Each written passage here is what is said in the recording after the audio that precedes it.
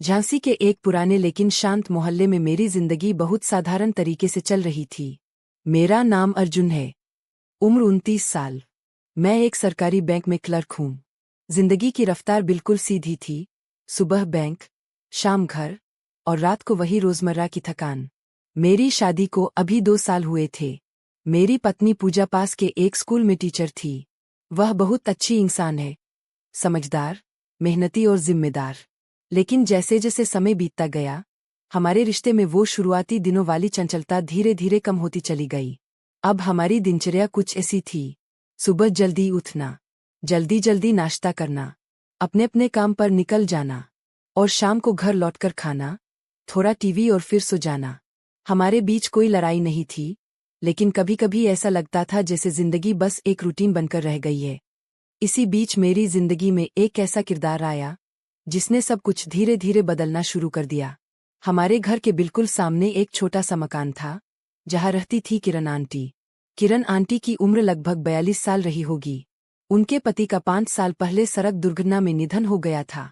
उनकी एक बेटी थी जो दिल्ली में पढ़ाई कर रही थी। इस वजह से आंटी ज्यादातर समय घर में अकेली ही रहती थीं। मोहल्ले में हर कोई उन्हें सम्मान देता था। वह बहुत शालीन और शांत स्वभाव की महिला थीं। उनकी एक अलग ही गरिमा थी। लंबे बाल, बड़ी आंखें और चेहरे पर एक अजीब सी सादगी। जब वो मुस्कुराती थी तो ऐसा लगता था जैसे किसी ने पूरे कमरे में रोशनी जला दी हो। लेकिन उस मुस्कान के पीछे कहीं न कहीं गहरी तन्हाई छुपी हुई थी। एक शाम मैं ऑफिस से लौट रहा था। जैसे ही घर के सामने पहुंचा, देखा कि मेरी बाइक का पिछला टायर पंक्चर हो गया है। मैं थोड़ा परेशान हो गया। तभी सामने से किरण आंटी ने आवाज लगाई, अर्जुन बेटा, क्या हुआ?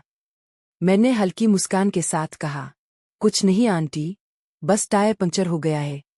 उन्होंने तुरंत कहा, अरे, पास वाली गली में पंक्चर की दुकान है, मैं लड़के को भेज देती हूँ। मैंने मना किया, लेकिन उन्होंने फिर भी मदद कर दी। उस दिन मुझे पहली बार महसूस हुआ कि वो सिर्फ पड़ोसी ही नहीं, बल्कि बहुत दिल की अच्छी इंसान है। छोटी छोटी मुलाकातें। उसके बाद कभी कभी हमारी मुलाकात होने लगी। कभी मैं ऑफिस से लौटते वक्त उन्हें नमस्ते कर देता, कभी वो पूछ लेती, काम कैसा चल रहा है। एक दिन शाम को अचानक बिजली चली गई। कुछ देर बाद दरवाजे पर हल्की सी दस्तक हुई। मैंने दरवाजा खोला तो सामने किरण आंटी थी। उनके हाथ में मोमबत्ती थी। उन्होंने कहा, अर्जुन बेटा, सोचा अंधेरा होगा तो काम आ जाएगी। मैंने धन्यवाद कहा और मोमबत्ती ले ली। उस छोटे से पल में भी उनकी आंखों में एक अपनापन था। धीरे धीरे बढ़ती बातें। कुछ दिनों बाद एक और घटना हुई। एक शाम आंटी के घर के सामने पानी का पाइप टूट गया था। मैंने देखा तो तुरंत जाकर ठीक करने लगा।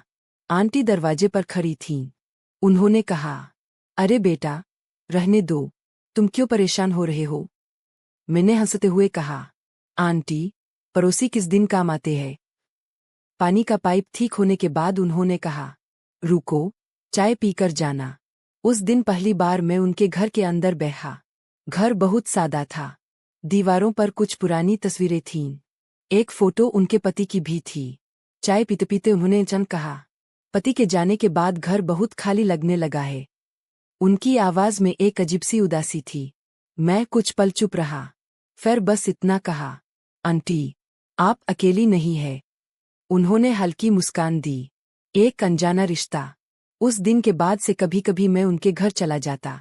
कभी बिजली का फ्यूज देख देता, कभी कोई सामान ला देता, कभी बस चाय पीकर वापस आ जाता। हमारी बातें अब सिर्फ नमस्ते तक सीमित नहीं रहीं। वो अपने पुराने दिनों के बारे में बतातीं। कैसे उनके पति बहुत हंसमुख थे, कैसे बेटी छोटी थी तो घर में हमेशा शोर रहता था, और अब घर में सिर्फ सन्नाटा था। मैं बस सुनता रहता। कभी कभी लगता था कि उन्हें सिर्फ किसी ऐसे इंसान की जरूरत है जो उनकी बातें सुन सके। वो रात। एक दिन पूजा अपने मायके गई हुई थी। उसे 2 दिन रुकना था। मैं घर में अकेला था। उस रात अचानक तेज बारिश शुरू हो गई और बिजली भी चली गई। करीब 9 बजे दरवाजे पर हल्की दस्तक हुई। मैंने दरवाजा खोला। सामने किरण आंटी खड़ी थीं। उन्होंने कहा, विन, अगर तुम्हें कोई दिक्कत न हो तो थोड़ी देर बैठ सकते हो, घर में बहुत सन्नाटा लग रहा है। मैं कुछ पल सोचता रहा, फिर बोला, हाँ आंटी, क्यों नहीं। हम दोनों उनके घर के बरामदे में बैठ गए। बारिश की आवाज पूरे माहौल को और शांत बना रही थी। मोमबत्ती की हल्की रोशनी में उनका चेहरा बहुत अलग लग रहा था। कुछ देर तक हम दोनों चुप बैठे रहे। फिर उन्होंने धीरे से कहा, कभी कभी जिंदगी में सबसे ज्यादा कमी किस चीज की होती है, पता है? मैंने पूछा, किस चीज की? उन्होंने जवाब दिया, किसी अपने की, जिससे दिल की बात कही जा सके। उनकी बात सुनकर मैं कुछ पल के लिए चुप हो गया। उस रात मुझे पहली बार महसूस हुआ कि उनके अकेलेपन के पीछे कितनी गहरी खामोशी छुपी हुई है। लेकिन उस रात कुछ ऐसा हुआ। जब मैं उठकर जाने लगा, तभी अचानक तेज हवा चली और मोमबत्ती बुझ गई। पूरा कमरा अंधेरे में डूब गया। और उसी अंधेरे में आंटी की आवाज आई, अर्जुन, रुक जाओ, मुझे अंधेरे से डर लगता है। मैं वहीं रुक गया। उस पल मुझे महसूस हुआ कि हमारी ये साधारण सी दोस्ती शायद किसी नए मोड़ की तरफ बढ़ रही है। और मुझे बिल्कुल अंदाजा नहीं था कि आने वाले दिनों में क्या होने वाला है। उस रात जब अचानक तेज हवा चली और मोमबत्ती बुझ गई, तो पूरा कमरा अंधेरे में डूब गया। बाहर बारिश की बूंदें छत पर गिरकर एक अजीब सी आवाज कर रही थी। मैं दरवाजे की तरफ बढ़ने ही वाला था कि पीछे से किरण आंटी की धीमी आवाज आई, रुक जाओ, मुझे अंधेरे से डर लगता है। मैं वहीं रुक गया। कुछ पल तक हम दोनों चुप खड़े रहे। बाहर बिजली कड़की और उस चमक में एक पल के लिए पूरा कमरा रोशनी से भर गया। उसी पल मैंने देखा, आंटी दरवाजे के पास खड़ी थी और उनकी आंखों में सचमुच डर था, या शायद सिर्फ अकेलापन। मैंने मोबाइल की टॉर्च ऑन कर दी। हल्की रोशनी कमरे में फैल गई। आंटी ने राहत की सांस ली और धीरे से मुस्कुराई। थैंक यू अर्जुन, कभी कभी ये सन्नाटा बहुत भारी लगने लगता है। मैंने कुर्सी खींचकर कहा, बैठिए आंटी, जब तक लाइट नहीं आती मैं यही बैठता हूँ। हम दोनों फिर से बरामदे में बैठ गए। बारिश अब और तेज हो चुकी थी। कुछ देर बाद आंटी ने चुप्पी तोड़ी, तुम्हारी पत्नी कब लौटेगी? मैंने कहा, कल शाम तक आ जाएगी। आंटी ने सिर हिलाया।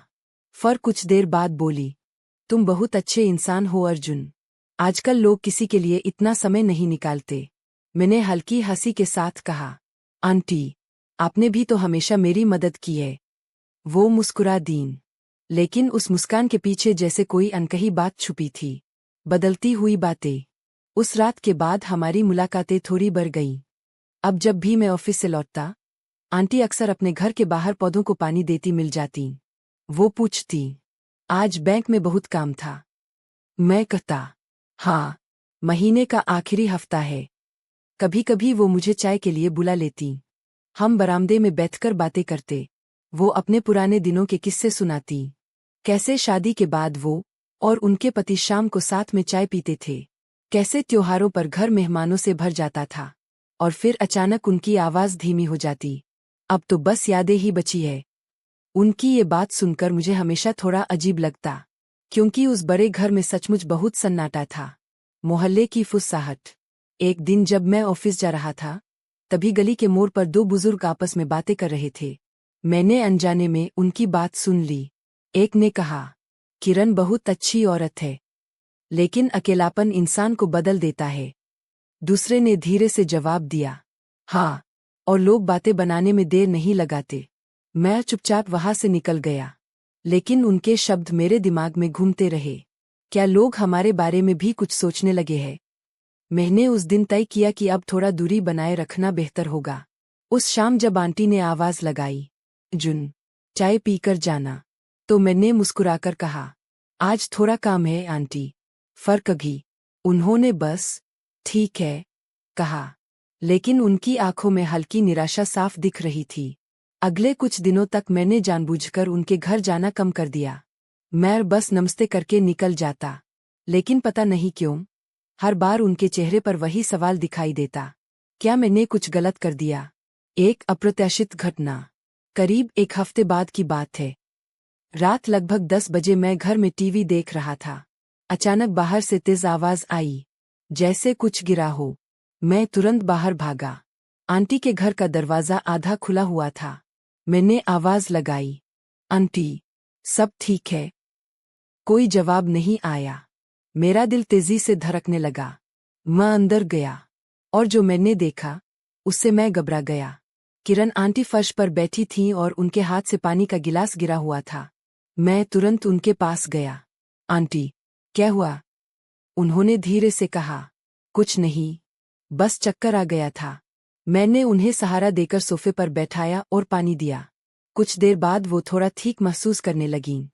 फिर अचानक उन्होंने मेरी तरफ देखा और धीमी आवाज में बोली, अगर तुम नहीं आते तो शायद मैं पूरी रात यहीं बैठी रहती। उनकी आंखों में आंसू थे। मैंने कहा, आंटी, आप मुझे फोन कर सकती थी।